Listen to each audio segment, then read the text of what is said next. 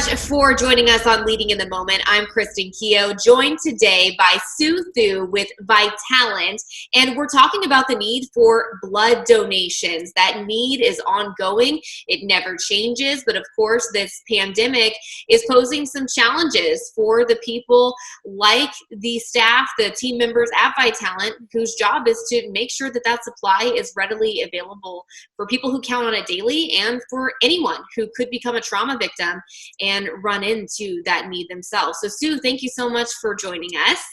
Thank you so much for inviting me.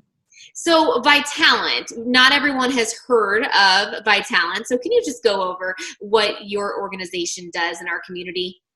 Absolutely. A lot of people will remember us as United Blood Services. We were actually founded right here in Arizona. We've been here since 1943.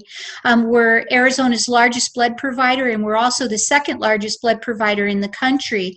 But about a year and a half ago, we changed our name from United Blood Services to Vitalant, and that's because as more blood centers across the country joined our family, we all had different names. So we tried to come out with one new name so that people would know whether they're on the East Coast or they're in Arizona or in one of 40 different states that they can rely on Vitalant to meet their blood needs. And now that we're in the midst of this pandemic, how much have you been affected? How big has the decrease been in donations? It has absolutely been huge. The first thing that impacted us, of course, was the announcement of the school closures. And between school closures, plant shutdowns, businesses that have canceled blood drives because they've had, employees working from home, or maybe they're not even in business right now during the stay-at-home orders, we've lost about 8,000 blood donations from canceled blood drives. Fortunately, we've had a good showing at our donor centers. We've extended some hours at our donor centers. We've also had a lot of organizations call us because they've heard about the need, and those places that have those large indoor rooms where they can accommodate donors have come forward and helped us replace some of those lost blood drives.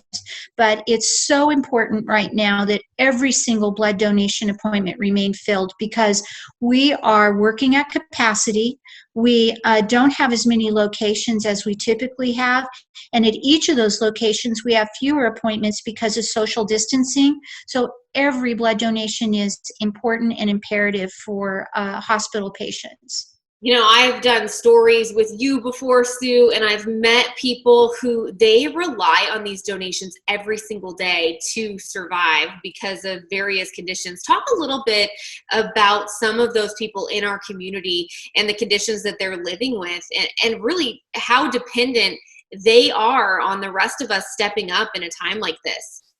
Absolutely. While coronavirus is on the minds of everybody across the nation, what we can't forget, or it's important that we don't forget, that there are still lots of patients in hospitals depending upon blood transfusions.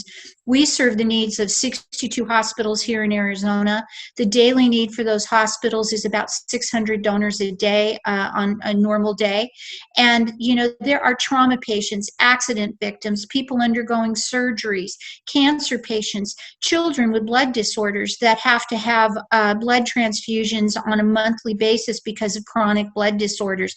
I always comes to my mind this little girl, Adeline, that we work with. She's 4 years old, and she has to have blood transfusions every 3 weeks because her body cannot produce red blood cells.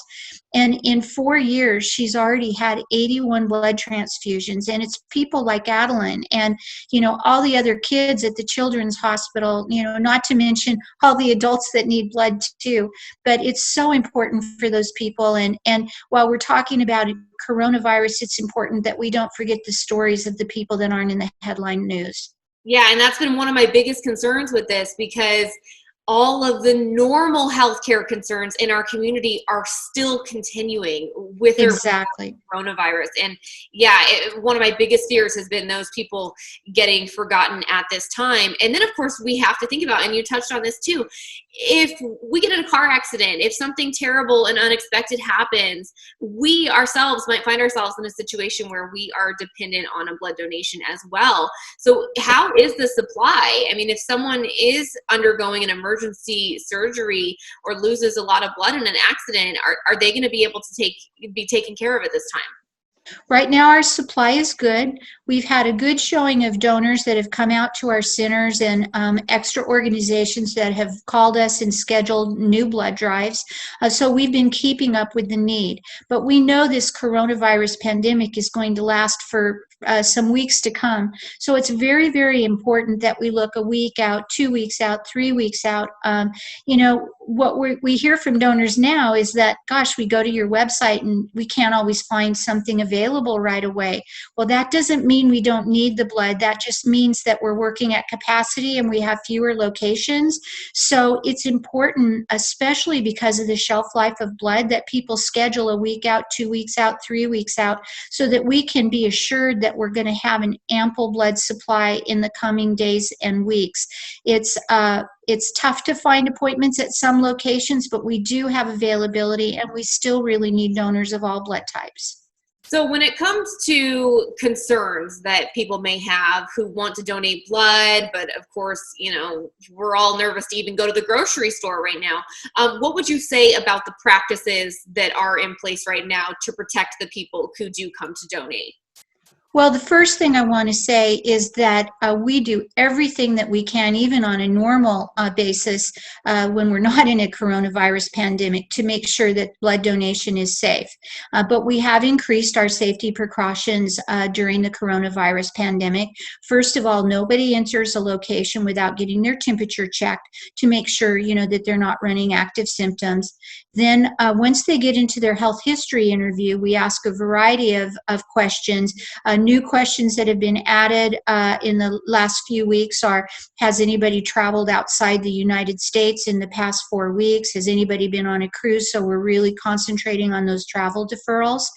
And then, of course, we go through and we're asking all the questions to make sure that that person is feeling well and healthy. And it's important to note that, we only take blood from healthy people. So we're not going to be drawing blood from someone who's sick from coronavirus. Just the symptoms alone would defer them from being able to donate blood. And, on a safety end, coronavirus is not transmitted through a blood transfusion. It is respiratory infections. So you don't have to worry about, if you're asymptomatic, are you suddenly going to pass on coronavirus to somebody else, because it's not transmitted that way.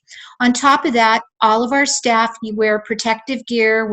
We wear masks, we wear gloves, we're wiping down any areas with disinfectant, in between donors, anything a donor would touch. So we make sure that it's a sterile situation for everybody. And anyone who does want to donate right now, how can they help? We're just asking them to go to our website and make an appointment. Simply go to vitalant.org. That's vital, vitalant.org. Enter in any Arizona zip code, and that will steer you right to the list of Arizona blood drives and donor centers. You can search by city and by zip, so it's easy to find an appointment in your area. You just may need to schedule a few weeks out to make sure that we've got the availability. All right. Well, Sue, thank you so much. Thank you for everything you're doing. It sounds like you have a doggy at home who needs some of your attention. And, we're all in this interesting time where we're working at home with our kids and our pets. So thank you for squeezing us in today and helping us get this important information out. Thank you so much, Kristen. I appreciate you helping us get the word out. All right, Sue. Thanks. We'll talk to you soon.